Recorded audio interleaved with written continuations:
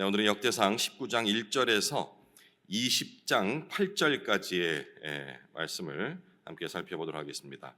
그러니까 두 장이 되겠죠. 19장과 20장 조금 긴 내용이긴 한데 그래도 차분하게 같이 교독하면서 내용을 파악하도록 하겠습니다. 제가 먼저 읽겠습니다. 그 후에 암몬 자손의 왕 나하스가 죽고 그의 아들이 대신하여 왕이 되니 다윗이 이르되 한운의 아버지 나하스가 전에 내게 호의를 베풀었으니 이제 내가 그의 아들 한운에게 호의를 베풀리라 하고 사절들을 보내어 그의 아버지 죽음을 문상하게 하니라. 다윗의 신하들이 암몬 자손의 땅에 이르러 한운에게 나아가 문상하매 암몬 자손의 방백들이 한운에게 말하되 왕은 다윗이 조문 사절을 보낸 것이 왕의 부친을 존경함인 줄로 여기시니까 그의 신하들이 왕에게 나온 것이 이 땅을 엿보고 정탐하여 전복시키고자 함이 아니니까 하는지라. 한운이 이에 다윗의 신하들을 잡아 그들의 수염을 깎고 그 의복을 볼기 중간까지 자르고 돌려보내매 어떤 사람이 다윗에게 가서 그 사람들이 당한 일을 말하니라. 그 사람들이 심히 부끄러워하므로 다윗이 그들을 맞으러 보내 왕이 이르기를 너희는 수염이 자라기까지 여리고에 머물다가 돌아오라 하니라. 암몬 자손이 자기가 다윗에게 밉게 한 줄 안지라. 한운과 암몬 자손은 더불어 은 1000달란트를 아람 나하라임과 아람미아가 소바에게 보내 병거와 마병을 상 4대 곧 병거 32,000대와 마가 왕과 그의 군대를 고용하였더니 그들이 와서 메드바 앞에 진침해 암몬 자손이 그 모든 성읍들로부터 모여와서 싸우려 한지라. 다윗이 듣고 요압과 용사의 온 무리를 보냈더니 암몬 자손은 나가서 성문 앞에 진을 치고 도우러 온 여러 왕은 따로 들에 있더라. 요압이 앞뒤에 친 적진을 보고 이스라엘에서 뽑은 자 중에 또 뽑아 아람 사람을 대하여 진을 치고 그 남은 무리는 그의 아우 아비새의 수하에 맡겨 암몬 자손을 대하여 진을 치게 하고 이르되 만일 아람 사람이 나보다 강하면 네가 나를 돕고 만일 암몬 자손이 너보다 강하면 내가 너를 도우리라. 너는 힘을 내라. 우리가 우리 백성과 우리 하나님의 성읍들을 위하여 힘을 내자. 여호와께서 선히 여기시는 대로 행하시기를 원하노라 하고 요압과 그 추종자가 싸우려고 아람 사람 앞에 나아가니 그들이 그 앞에서 도망하고 암몬 자손은 아람 사람이 도망함을 보고 그들도 요압의 아우 아비새 앞에서 도망하여 성읍으로 들어간지라. 이에 요압이 예루살렘으로 돌아오니라. 아람 사람이 자기가 이스라엘 앞에서 패하였음을 보고 사신을 보내 강 건너편에 있는 아람 사람을 불러내니 하닷 에셀의 군대 사령관 소박이 그들을 거느린지라. 어떤 사람이 다윗에게 전하매 다윗이 온 이스라엘을 모으고 요단을 건너 아람 사람에게 이르러 그들을 향하여 진을 치니라. 다윗이 아람 사람을 향하여 진을 치매 그들이 다윗과 맞서 싸우더니 아람 사람이 이스라엘 앞에서 도망한지라. 다윗이 아람 병거 7,000대의 군사와 보병 4만 명을 죽이고 또 군대 지휘관 소박을 죽이매 하닷 에셀의 부하들이 자기가 이스라엘 앞에서 패하였음을 보고 다윗과 더불어 화친하여 섬기고 그 후로는 아람 사람이 암몬 자손 돕기를 원하지 아니하였더라. 해가 바뀌어 왕들이 출전할 때가 되매 요압이 그 군대를 거느리고 나아가서 암몬 자손의 땅을 격파하고 들어가 랍바를 에워싸고 다윗은 예루살렘에 그대로 있더니 요압이 랍바를 쳐서 함락시키매 다윗이 그 왕의 머리에서 보석 있는 왕관을 빼앗아 중량을 달아보니 금 1달란트라. 그들의 왕관을 자기 머리에 쓰니라. 다윗이 또 그 성에서 노략한 물건을 무수히 내오고 그 가운데 백성을 끌어내어 톱과 쇠도끼와 돌소래로 일하게 하니라. 다윗이 암몬 자손의 모든 성읍을 이같이 하고 다윗이 모든 백성과 함께 예루살렘으로 돌아오니라. 이후에 블레셋 사람들과 게셀에서 전쟁할 때에 후사 사람 십부게가 키가 큰 자의 아들 중에 10배를 쳐 죽임에 그들이 항복하였더라. 다시 블레셋 사람들과 전쟁할 때에 야일의 아들 엘하나니 가드 사람 골리앗의 아후 라흐미를 죽였는데 이 사람의 창자루는 배틀채 같았더라. 또 가드에서 전쟁할 때에 그곳에 키 큰 자 하나는 손과 발에 가락이 6씩 모두 24이 있는데 그도 키가 큰 자의 소생이라. 그가 이스라엘을 능욕함으로 다윗의 형 시므아의 아들 요나단이 그를 죽이니라. 함께 읽겠습니다.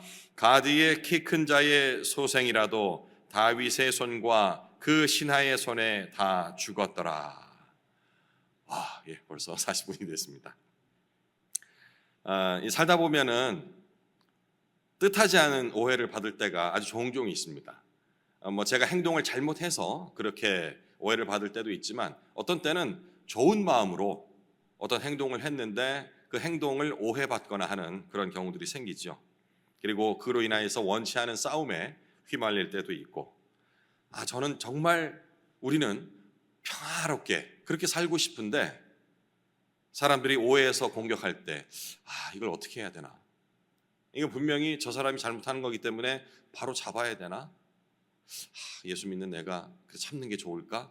이런 선택의 갈림길에 설 때가 있죠. 오늘 본문에 이 다윗 왕이 딱 그런 형편에 처해 있는 것 같습니다. 그가 선택한 방법은 하나님을 신뢰하고 하나님이 자신을 위해 싸워줄 것을 기다렸다라는 그런 모습을 우리가 오늘 본문에 살펴볼 수가 있겠습니다. 본문 시작은 이렇죠.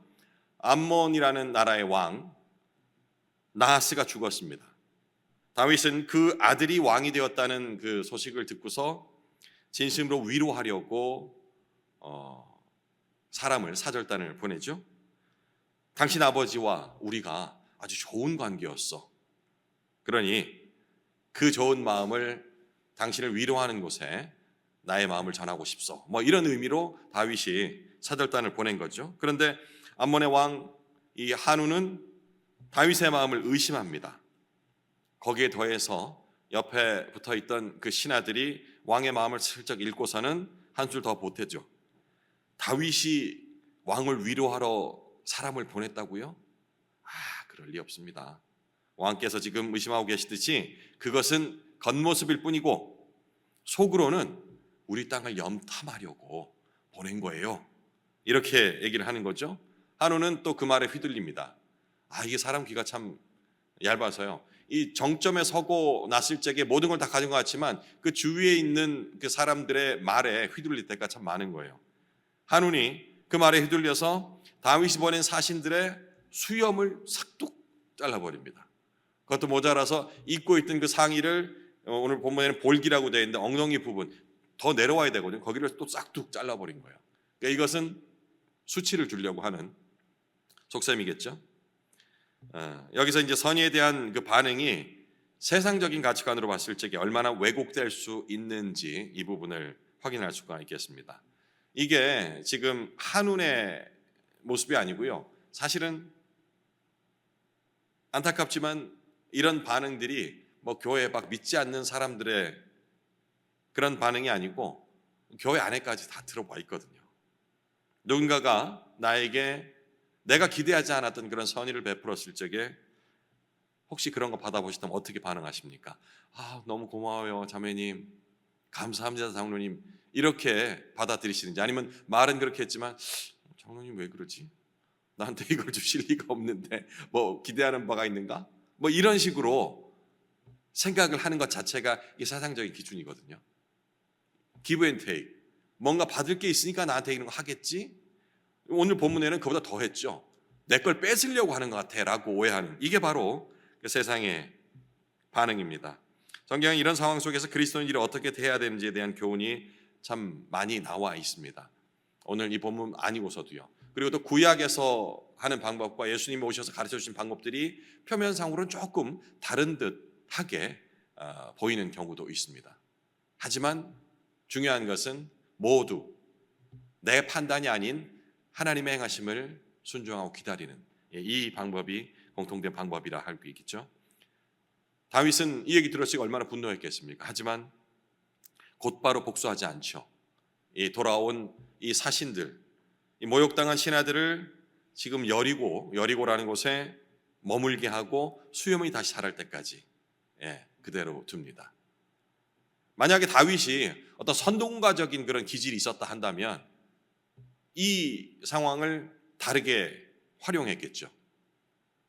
대국민 담화문을 발표한다든지 혹은 그들의 모습을 있는 그대로 보여줘서 얼마나 수치를 당하고 왔는지 보여줘서 온 국민이 이스라엘 백성이 공분하도록 만들어서 전쟁의 명분을 만들었을 수도 있습니다. 그런데 다윗은 그렇게 하지 않고 조용히 그 수치 모욕을 당한 신하들을 여리고성에 보내서 거기서 원 모습을 회복하게끔 그러니까 개인의 마음을 헤아리고 있는 겁니다. 암몬이 알았죠.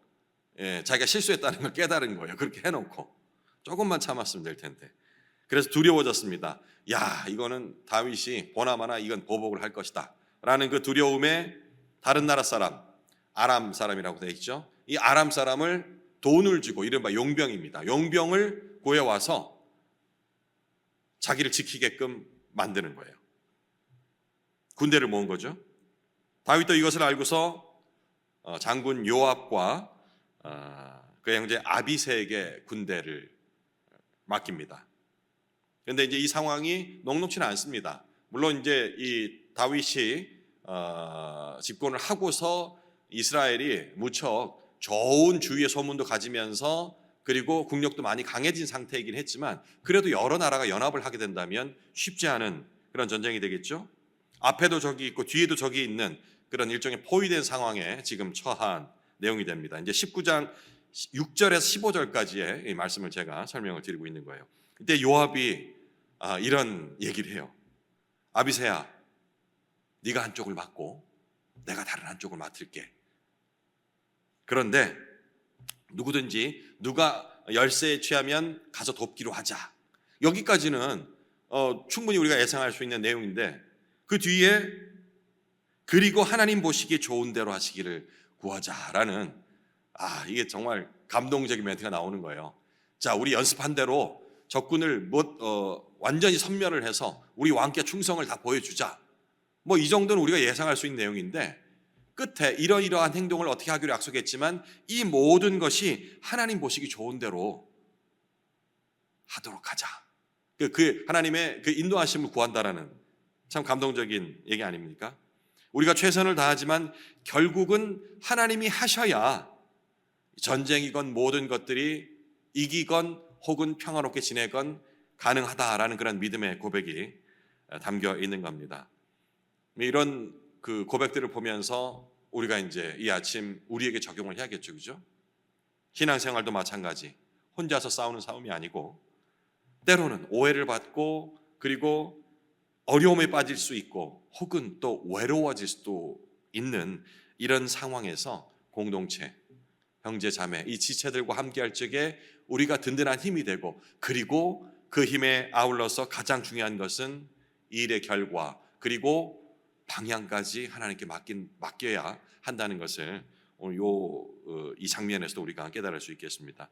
이제 19장 16절에서 20장 3절까지의 이제 내용은 이 전쟁이 한 번으로 끝나지가 않아요. 아람이 이제 한 번 지거든요. 그런데 또다시 군사를 모읍니다. 생각을 해보면 자존심이 좀 상할 수도 있고요. 혹은 어찌 보면 지금 아람 군대는 돈을 받고 싸우는 용병이잖아요. 그러면 용병이 자기 그 몸값, 그 값어치를 올리기 위해서는 싸워서 이겨야 돼요. 싸우면은 지는 그런 용병을 누가 다시 고용을 하겠습니까? 그런 차원에서 다시금 그 패배로 인해서 깎여 내려간 자기의 명성들 이걸 올리려고 하는 뭐 이런 생각이 있지 않았을까? 명예를 회복하고자 하는 그런 추측을 해봅니다. 근데 이번 싸움에는 요압과 아비새가 아닌 다윗이 직접 나섭니다. 이스라엘 전체 군대를 이끌고 더 먼 곳까지 진격하죠. 뭐 내용은 우리가 보지 않아도 됩니다. 몇 척을 뭐 병거 몇 척 뭐 이런 것들은 다 외우지 못하지만 어쨌든 이길 것이라는 것. 왜? 하나님께서 함께하고 계시기 때문에.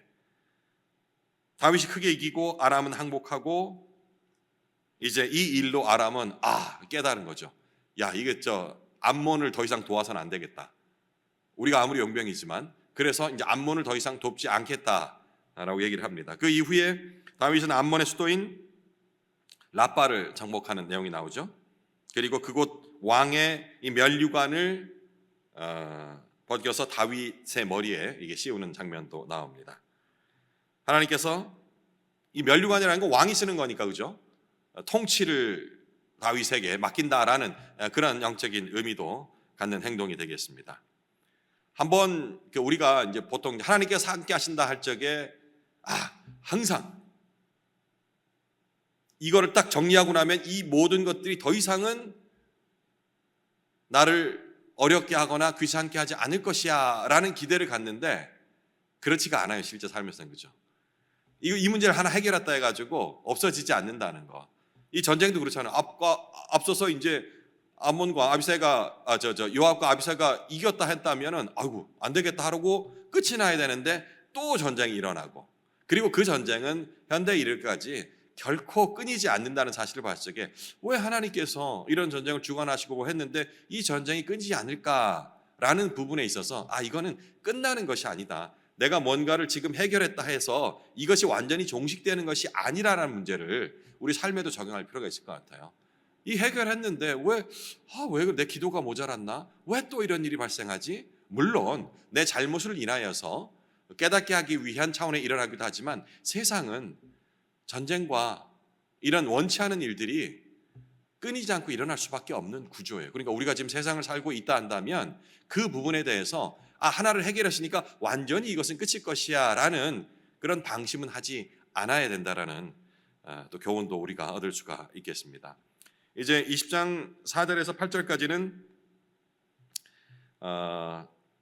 블레셋과의 싸움이 이어지죠. 여기서 잘 아는 우리 이제 거인 골리앗이 등장을 합니다. 물론 이제 그 골리앗 알고 계시죠, 그죠? 거인족. 그와 같은 혹은 뭐 친족, 그가 속한 그런 부족. 이게 사실 뭐 신학자들 사이에서도 이게 실제 실존 인물이냐, 아니면 상징이냐, 누구는 뭐 뼈를 발견했다, 아니다, 이거는 잘못이다, 뭐 이런 논란들이 있는데 상징이건 혹은 뭐 실제이건 그것을 따지기보다는 이 감당할 수 없을 것 같은 거대한 존재, 뭐 이 형체가 거대하다는 걸 떠나서 싸움의 했을 적에 만만치 않아 보이는 이 싸움에 포커스를 맞출 필요가 있을 것 같아요. 손가락이 6개, 발가락이 6개, 생각만 해도 무시무시하네요. 덩치도 엄청나게 컸다고 하는데, 하지만 이 사람들도 다윗의 부하들에 의해서 하나씩 쓰러지죠. 그들은 이제 하나님의 이름을 욕하다가 이렇게 멸망을 결국 당하게 됩니다. 골리앗을 생각하면 우리 적용점을 찾아본다면 뭘 찾을 수 있을까요? 많죠, 그죠? 정말 넘지 못할 그런 산 같은 그런 사건들, 혹은 나를 굉장히 힘들게 하는, 내가 범접할 수 없는, 대부분은 이렇습니다. 이제 나보다 조금 잘 산다든지 혹은 많이 배운 사람들 앞에서 당당해지고 싶은데 당당해지지 못하는 그런 그 소심함들이 생겨나잖아요. 그러니까 이런 것들을 바라봤을 적에 어떻게 돼야 되는지라는 이런 적용점들을 또 찾아볼 수가 있겠죠. 만약에 우리 힘으로 그들을 대적한다 했을 적에는 결코 안 됩니다. 대부분 이런 얘기를 해요. 밟히지 않기 위해서 내가 먼저 밟아야 된다, 이런 얘기를 하잖아요. 이거는 우리 그리스도인들은 이렇게까지는 얘기는 안 할 것 같아요. 무시당하지 않기 위해서 많이 배워야 한다. 비록 엄마 아빠는 살기 어려웠던 시절이라서 공부 많이 못했지만 세상에서 멸시당하고 그리고 밟히지 않으려면 많이 배워야 해. 그래서 자기 밥 굶어 가면서도 자식들 공부 그렇게 뒷바라지를 하지 않습니까? 그냥 사람의 눈으로 본다 한다면 코끝찡하고 감동적인 우리 엄마의 이 바로 펴지지 않는 그 손가락, 이 모양들을 보면서 눈시울을 적시긴 하지만 이런 감성적인 어떤 그 접근 외에 우리가 그 신앙이라는 관점에서 봤을 적에는 중요한 것이 거기서 빠져 있다면 정말 이건 하나님 뜻과는 어긋나는 열심일 수가 있다라는 거죠. 제가 아까 우리 그리스도인들은 그런 말은 안 하지만 밟히지 않으려면, 무시당하지 않으려면 그들을 먼저 밟아야 해 라는 극단적인 표현을 하지만 더 애둘러서 하나님의 영광을 위해서라고 거창하게 갖다 붙이기까지 합니다. 그래서 좋은 대학 나오고 좋은 회사에 가서 내가 그리스도인이다, 얼마나 좋냐. 영화인들도 어떤 시상식장 가가지고 하나님께 영광을 돌립니다, 그 한마디가 얼마나 많은 사람들에게 거대한 영향력을 미치겠느냐. 다 그럴듯한 말이잖아요. 그런데 그렇게 되기 위해서 준비하는 과정에서 하나님의 인도하심이 빠져 있는 상황들이 너무 많다는 거예요. 예배의 삶을 회복해야 한다. 지금 역대기가 기록하는 것은 예배 공동체로서의 회복, 이스라엘의 정체성을 다시 회복해서 세워가자는 취지에서 이 성경에 기록됐다라고 말씀드렸지 않습니까? 이들은 지금 무엇을 찾고 있습니까? 과정을 통해서 하나님께서 우리의 삶 전반으로 인도했던 부분들을 다시 복귀하고 있는 거거든요. 그런데 우리는 30년, 40년 하나님께서 잘 보살펴 줘가지고 내 자녀들이 정말 좋은 대학 나오고 해외 유학도 갔다 오게 만드시고 뭐하고 했는데, 그렇게 되는 과정에서 예배자로 하나님의 자녀로의 삶들은 한 번도 교육을 시키지 않은 거예요. 오히려 나 좀 쉬고 주일에는 온전히 예배를 드리고 싶어 라고 자녀가 얘기했을 적에 꼭 참고 3년만 꼭 참고 이 시간에 좀 더 공부해서 좋은 대학 가서 아이고, 하여튼 너무 뻔한 스토리, 이런 거 과연 하나님께 기뻐하실까요? 그래서 서울대 나오고 하버드대 나오고 좋은 대학에, 그리고 좋은 취직을 해서 주일날 주일 성수를 율법 관점에서 꽉 지켜야 된다, 이 말씀을 드리려고 하는 건 아니고요. 어쨌든 예배를 방해하는 많은 요소들이 있는데 그때마다 쪽쪽 그래, 큰 일을 하기 위해서 하나님께서도 이해해 주실 거야, 이런 자위를 하면서 하나님의 뜻을 왜곡하는 그런 모습들, 그죠? 이건 문제가 있습니다. 이게 우리가 지금 다윗의 이 얘기들 했다, 기뻐했다 이렇게 하고서 대충 넘어갈 게 아니고요. 어떻게 순종했는지 이런 부분들, 그리고 순종하지 않았을 때 다윗이 얼마나 선한 목적을 가졌습니까? 성전을 짓겠다, 이게 자기를 위해 짓는 게 아니잖아요. 자기가 이렇게 편안한 생활을 하고 있는데 그때 문득 내가 이렇게 있는데 하나님께서는 이 조건한테, 물론 잘못한 거죠. 하나님이 그런 천막 안에 계실 분이 아닌데 어쨌든 자기 열심을 가지고 자기식으로 해석을 했기 때문에 하나님께서 그걸 원치 않는다라고 말씀하신 거예요. 이 지금 역대상 이 뒤에서 다윗의 얘기가 오늘 내일 이렇게 쭉 해서 나옵니다. 실수하는 부분이 또 나와요. 오늘은 참 잘한 따른 모습이 나오는데 또 내일은 또 원치 않는 모습을 또 행하는, 자기 의대로 행하는 모습들이 또 나오거든요. 이거를 그냥 옛날 얘기로 들을 게 아니고 내 삶에 적용을 해야죠. 그러지 않고 그냥 옛날식 얘기로 들어간다면 그냥 저보다 훨씬 재미나게 얘기하는, 옛날 얘기 해주는 그런 강사들 얘기 듣는 게 훨씬 더 감동이 되죠. 코끝도 찡하고. 그리고 얼마나 그들은 사람 마음을 잘 후벼팝니까?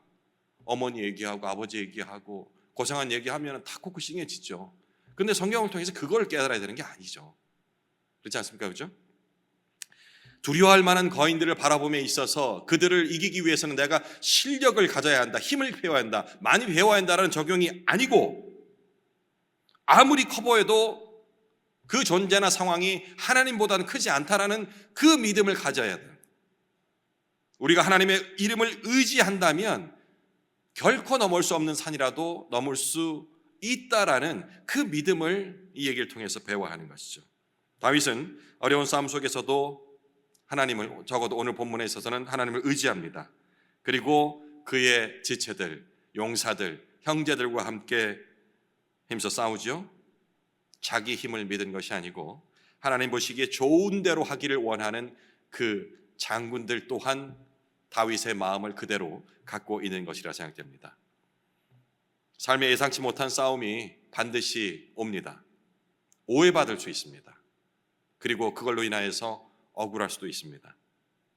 혹은 정말 피하고 싶은 그런 두려운 상황에 맞닥뜨릴 수도 있습니다.